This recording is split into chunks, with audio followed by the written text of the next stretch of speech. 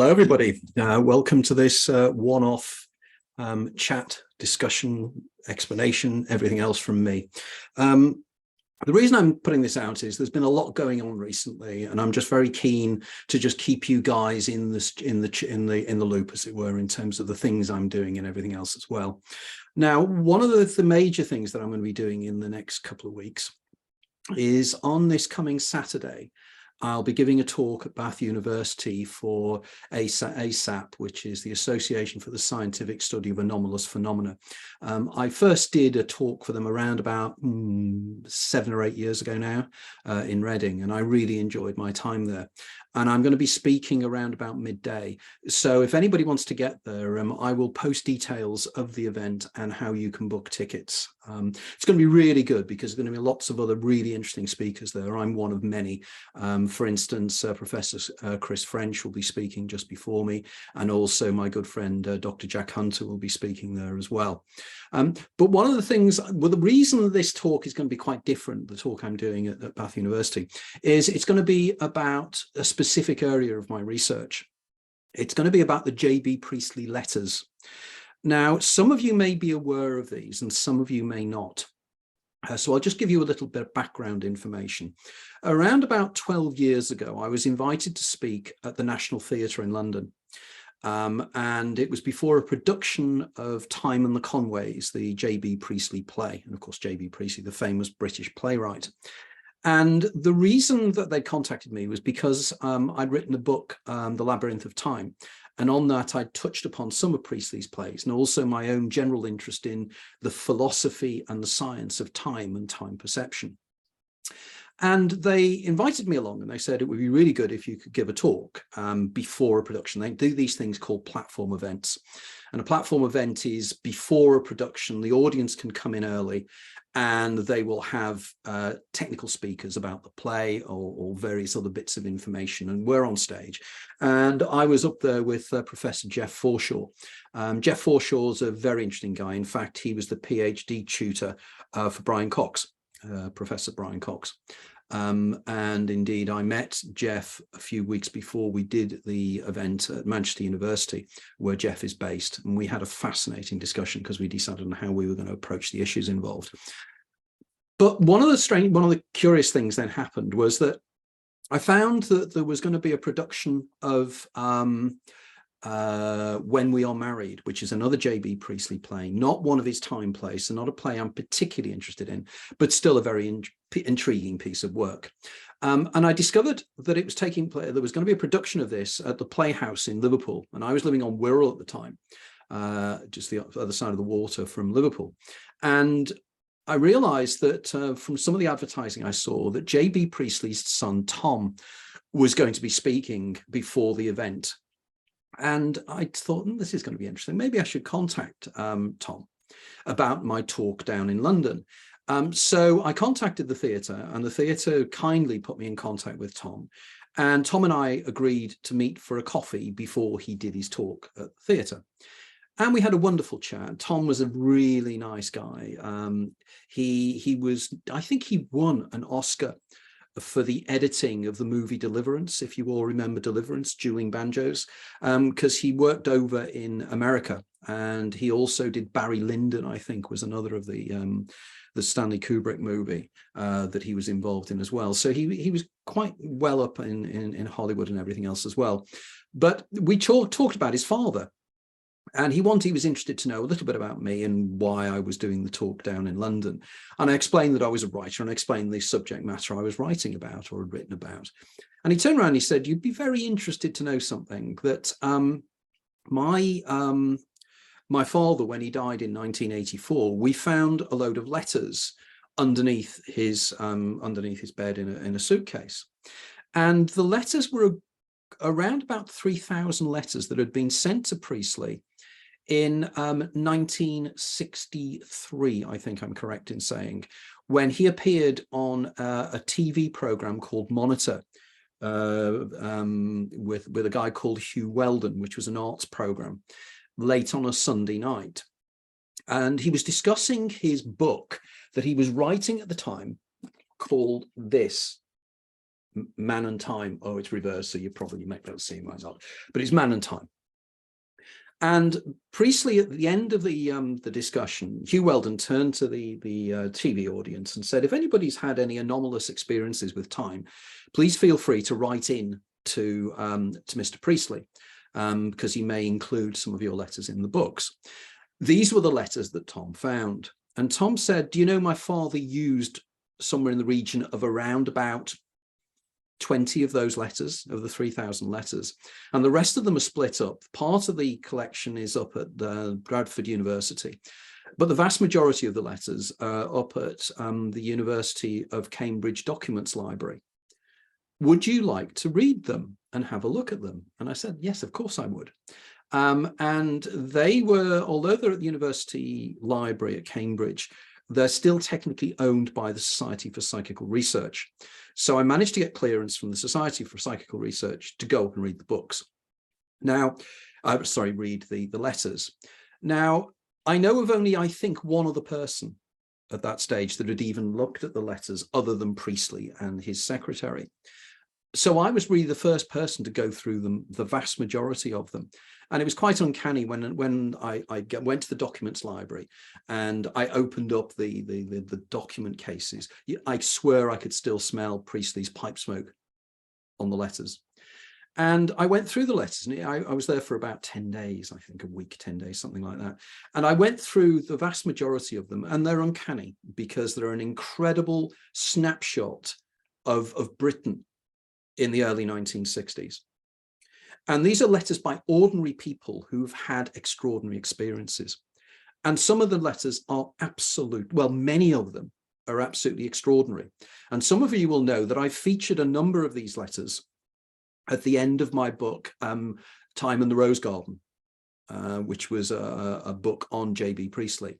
And the second third of the book is discussing the letters and everything else as well. But I've only ever done one presentation about the letters, and this was in a more general discussion that I did for the J.B. Priestley Society a few years ago.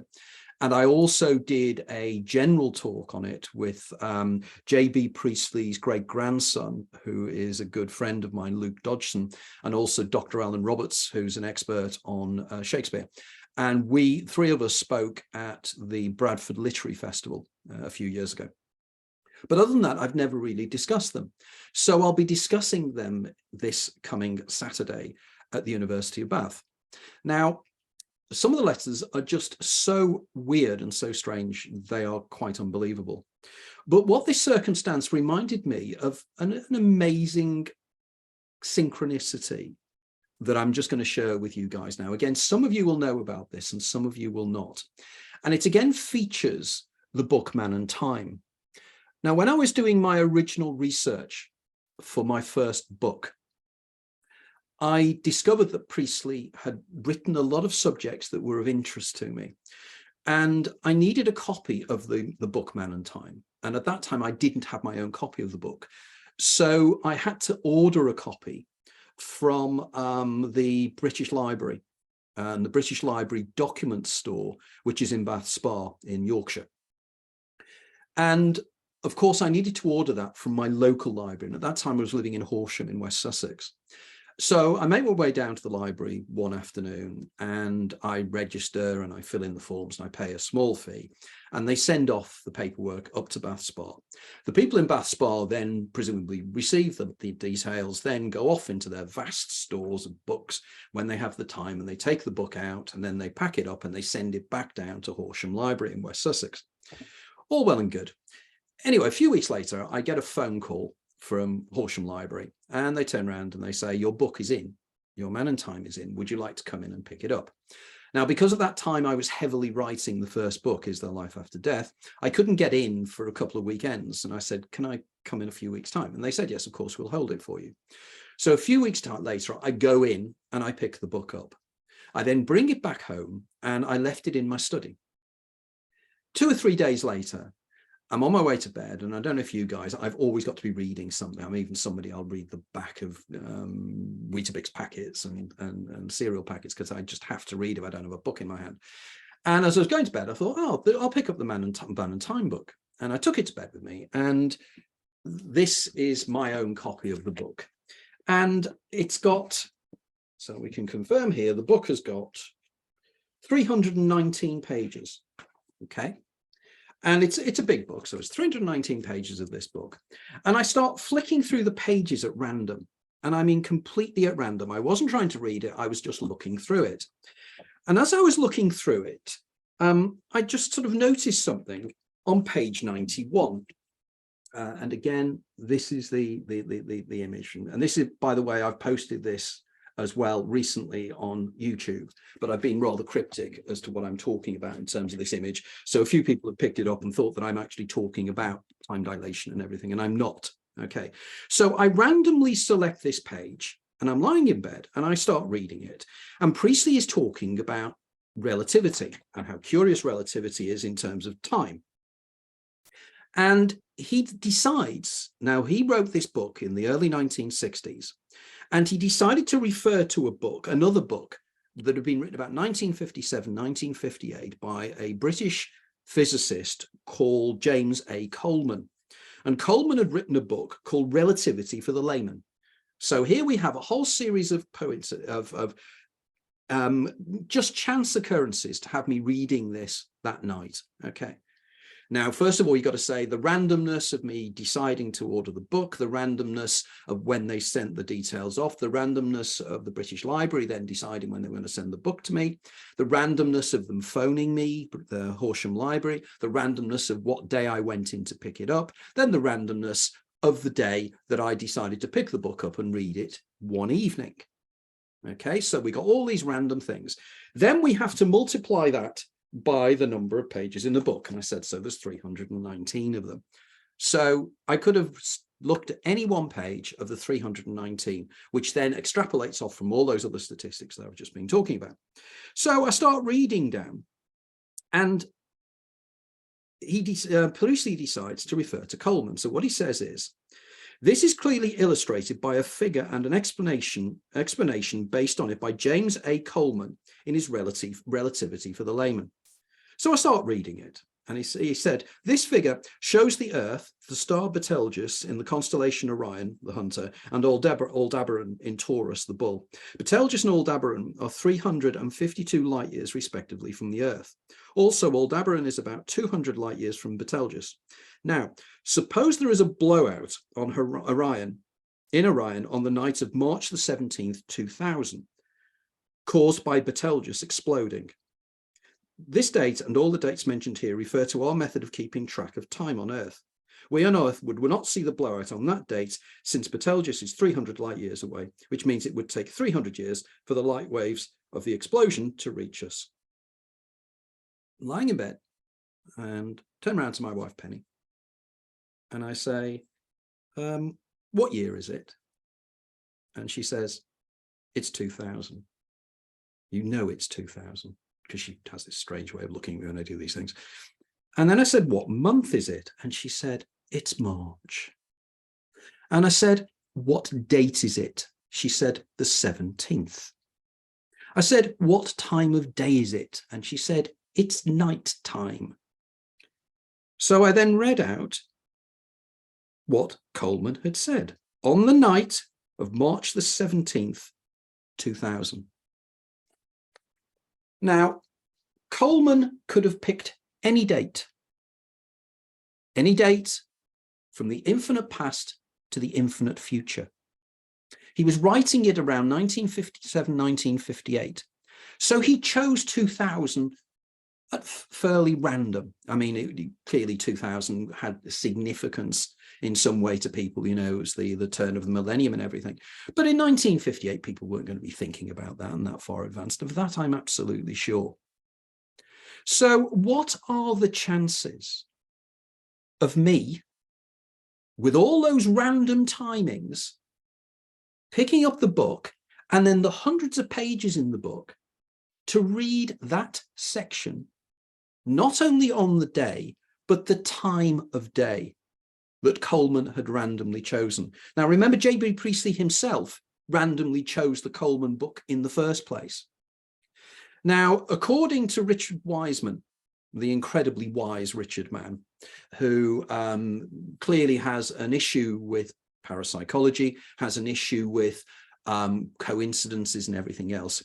He has this wonderful explanation of these things like synchronicities and everything else, and precognitions. And he calls it the law of large numbers. What he argues is, for instance, that in any one night, we all micro dream. So we will have 10 or 15 separate dreams. You multiply that across a lifetime, that's a lot of dreams. Then you multiply it by the 4 or 5 billion people on Earth. There's an awful lot of dreams taking place at any one day. He therefore argues that therefore by the law of large numbers in any one day, it is not at all surprising that there might be an air crash that day, that somebody will have a dream featuring an air crash the day before. Yeah, I can see that. I agree. I can see that to an extent. But as an aside, there is a friend of mine, Jim Lewis, who had a dream of Concorde crashing with its tail on fire, full of German people, land crashing with at a particular time of the year, and he knew it was foreign. And a few months later, Concorde crashed, and of course Concorde was the safest plane on the Earth. So Jim had that dream, but that dream was not just the law of large numbers. That wasn't a dream of an aircraft crashing. That was a dream of a specific aircraft crashing in a specific location with a particular group of people on board. Law of large numbers really doesn't explain that, does it? It seems more likely that precognition is real than the law of large numbers as an explanator for that. Now let's extrapolate that to my incident with the Bookman and time. All those variables, every single variable there was in tune to it. And it was that at the moment I realized that something strange was going on in the writing of that book. In some way, I was being guided in some way, in a very peculiar way. Now, there's an interesting coda to this, because the following weekend, myself and my wife went out to stay with my brother-in-law in Cheltenham. And my wife was getting quite fed up with this whole coincidence bit. And we were in an old-fashioned second-hand bookshop, which had piles of books here, there, and everywhere. It's completely random, and there was no rhyme nor reason to it. A typical, really nice second-hand bookshop. And she turns around to me and she says, okay, you're saying that you're being guided. You're saying that something is taking place here that's significant, and you're into coincidences and everything else. Let's try it out now. What book do you need at the moment? And I turned around to her and I said, I need a biography of William Blake, the poet and the painter. She went, oh my God. Right in her eye line, straight in front of her on the shelf, was a biography of William Blake. She threw it across the shop and stormed out, which is what skeptics do when they come across these things. It doesn't equate, so they just pretended it didn't happen.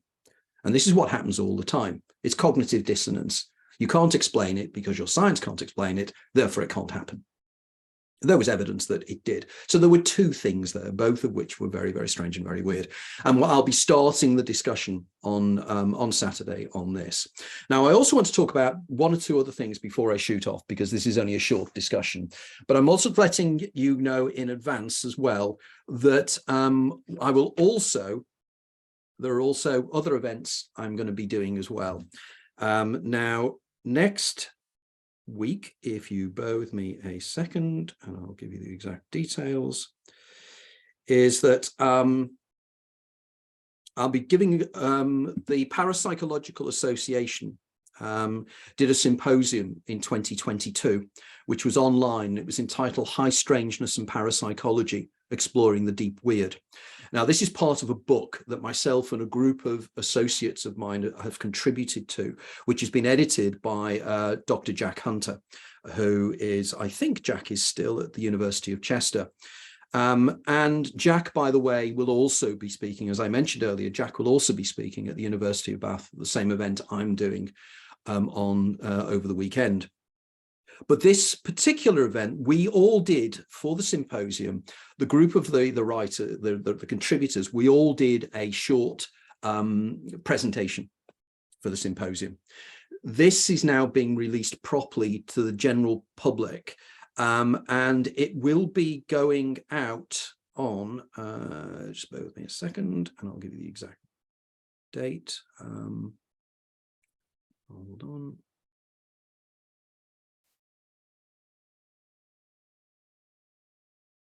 Wednesday, September the 6th. So it's next Wednesday. And it will be starting at 4 p.m. British Summer Time. And it will go through until 9:30. And a group of us will be giving, the recordings will be put out there so you can watch it online. But they're making it a networking event as well. So what will be happening at 4 o'clock, Jack Hunter will be talking about Deep Weird and about the book. And then at 4:55, there'll be a social event, which will be a one-to-one speed networking session, which I find quite interesting. You know, the idea of people who are interested in this thing actually doing a kind of weird speed dating. Then between 5:15 and 6:10, so 10 past 6, Mike Clelland will be talking about owls, synchronicity, and UFO contact, which is an area that I'm fascinated by the way, as well. Then between 6:10 and 6:40, there will be a social lounge break, again, where people can link in and chat with each other online and everything else as well, and you know, give the opportunity to find like-minded people, because that's one of the big problems we have, don't we, that we can never, you know, the rest of the world don't seem to get what we're at, so we have to seek each other people out as best we can. That will finish at 6:40. Then at 6:40 to 7:38, my good friend Samantha Lee Treasure will be talking about out-of-body experiences in the screen age. And this will be a section of her forthcoming book, which will be coming out next year, which will be published by Inner Traditions in America, when will be released in the UK as well. Then there will be 7:40 to 8 p.m, something wonderfully entitled Fluid Space Conversation. That sounds really fun. And then from 8 till 8:48, you will have my good self giving a talk on By Our Bootstraps, an egregorial model of reality, which is effectively me discussing the chapter I've contributed in the book, but also the background details to my book, The Hidden Universe, which I wrote or was published in 2019. So try and get along for that. I will put up a link to it when I've posted this permanently on my YouTube channel, and I'll put a link. And also, if you want to check, the link is already there on my my Facebook, Tony Anthony Peake Facebook site. So it's clickable there, and you can join us there. It'll be wonderful if you can join in. I won't be there later in the afternoon, but I will try and get there for the first hour or so, and listen in and join in if I can. So that's what I'll be doing then. Then in terms of, and all of you will know, we had problems with, well, I had problems with my Zoom. I think I've now fixed it. This is why I'm doing this quick introduction now, is to see if it works properly now. I've reinvested in some new software and everything else as well, some new hardware. So I'm hoping that it'll be working perfectly. In terms of this, our next guest on Consciousness Hour will be on the 10th of September, which again will be going out live on this channel. And my guest, or Sarah and I's guest, will be a fascinating musician called Dean Johnson. Now, I've known of Dean Johnson for many, many years. He's based in Liverpool. And you know that what I'm trying to do with Consciousness Hour is there's another thread running through it, as well as extraordinary experiences and also academics doing research in these areas. My other great love is music. And over the years, I regularly invite musicians to talk about their career and anecdotal talks about meetings they had with musicians and things around the world. And Dean has played with virtually all of them. It's extraordinary. His pedigree is incredible. And we're going to have a really nice long chat about music.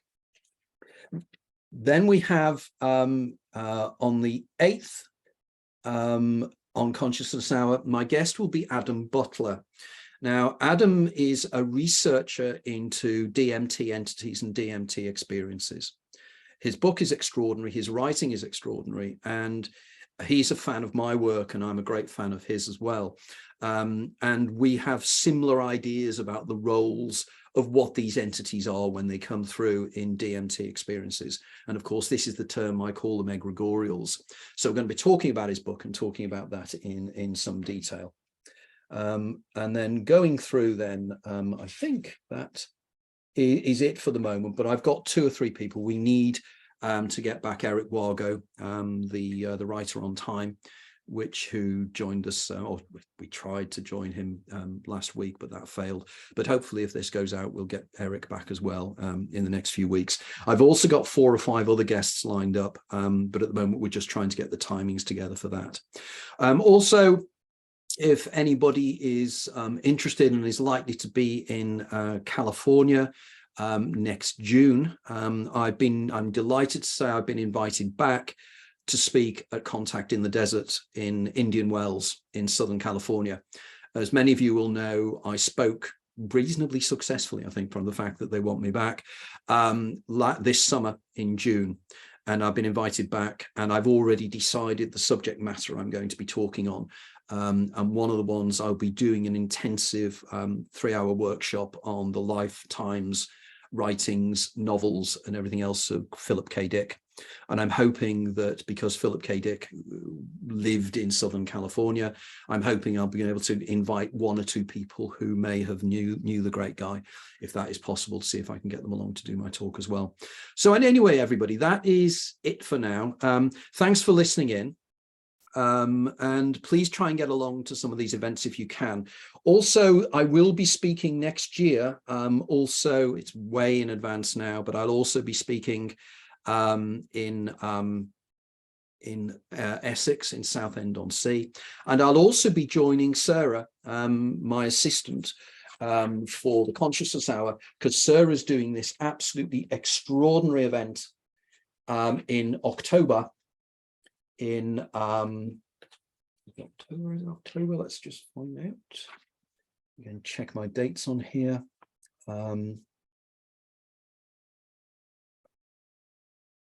No, in fact, yeah, it's October. On October the 11th, I'll be joining Sarah, and I'll be giving an online discussion and talk on cheating the ferryman for the people who will be going along to Sarah's Greek event. The main Greek event itself will be taking place from, I think it's the 21st or the 22nd to the 27th, I think, of October in Athens. So if you fancy a late summer break in one of my favorite cities in the world, get along to Sarah's event. We are hoping that if it's going to be successful, that it will be done again next year, next October, and I have said to Sarah that I will speak at it, which is really good. It's also being supported by Cactus Books, who are my Greek language publishers as well, so that's really good. So there's lots of links here as well. So there are a series of events. There's more and more coming through all the time, and I'll keep you briefed on those, but that's all for now. So thanks for listening in, and take care of yourselves, and we will speak again soon.